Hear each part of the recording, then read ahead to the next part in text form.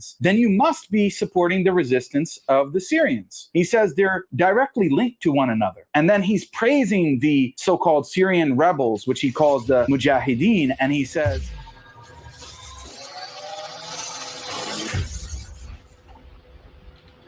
and in today's episode, I will be speaking about the recent events that have been taking place in Syria. As many should know by now, the so-called Syrian rebels have taken over the city of Aleppo. Now, Muslims and non-Muslims alike seem to be divided on this issue. Should we be celebrating it? Should we be against it? Should we be in between and not saying anything one way or another? So in the next couple videos, I will be investigating this question and looking at some of the recent events. But in this particular video, I want to look at an interview that has taken place just a couple days ago with one of the leaders of Hamas, and he comments on this issue and he gives you his own thoughts, which very clearly he states that Hamas is giving full support to the so-called Syrian rebels. So I'm going to play the whole video. It's in Arabic with English subtitles, and I'm going to break it down as we go along through the video, inshallah. Let's take a look.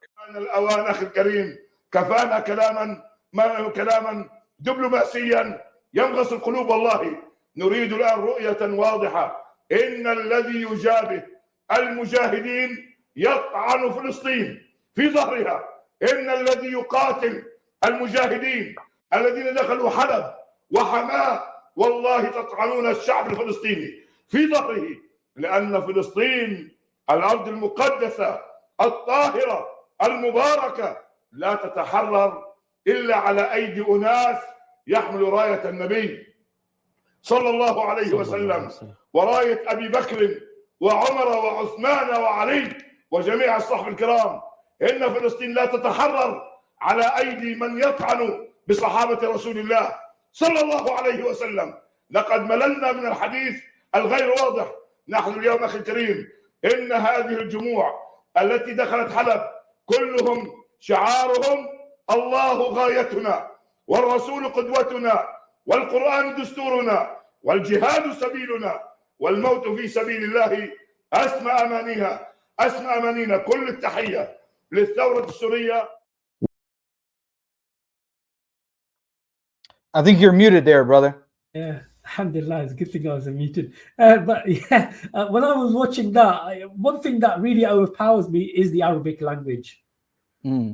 For me, I've always been drawn. I'm always learning Arabic, even till this day. I'm a 53. I was just turned 53 a week ago, and I'm still learning. Alhamdulillah, I'm still learning. And the aspects, the terminologies he was using, and how powerful this particular. I don't know this general. I've not heard from him before. I've not seen him before.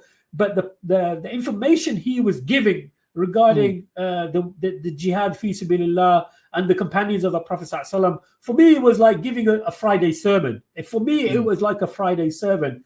And Jake, I really want you to unpack, because I've never saw you do those type of videos before. Or have you done those type of videos? Why was it so important for you to relay this message regarding the fight of the brothers and sisters in Syria right now against the regime, the horrible regime right now, and the link between the conflict that's happening right now in the land of Palestine?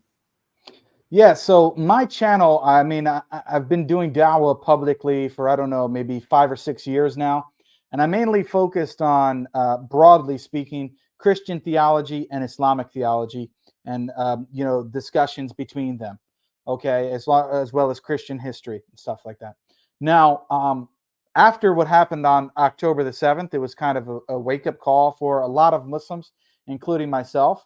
I felt that I had not been speaking enough about some of the issues that were happening in Palestine.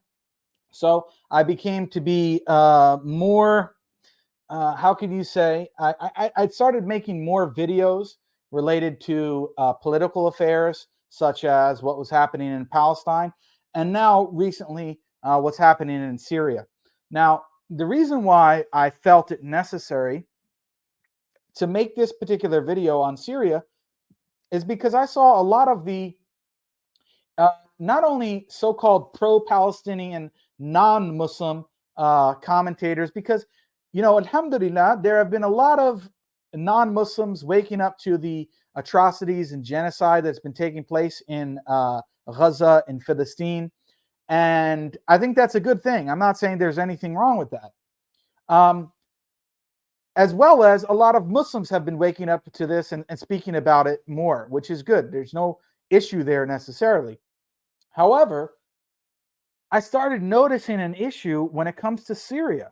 There were so many atrocities that took place in Syria over the past 15 or so years, okay, and under Bashar al-Assad, who is a tyrant like none other, okay? He used chemical weapons against his own Syrian people, killed a lot of people, okay? Very tyrannical, is one of the biggest oppressors we've seen in modern times.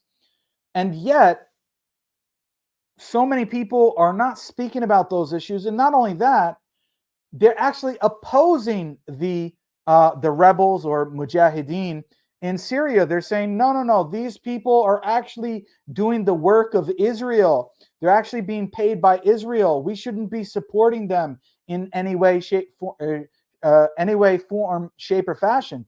And I just thought that was wrong-headed.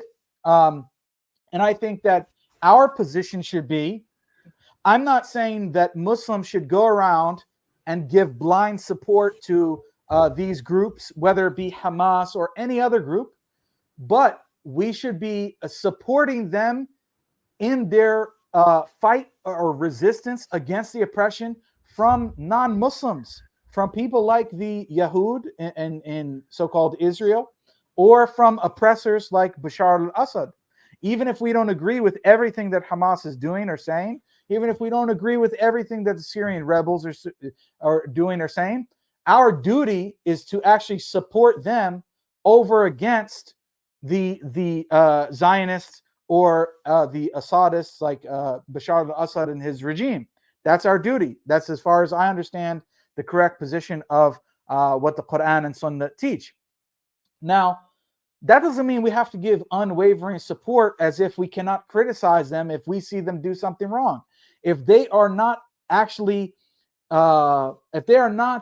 conducting warfare in a just manner, in the way that the Quran and Sunnah dictate, then we can call them out. We can say this was wrong that they did.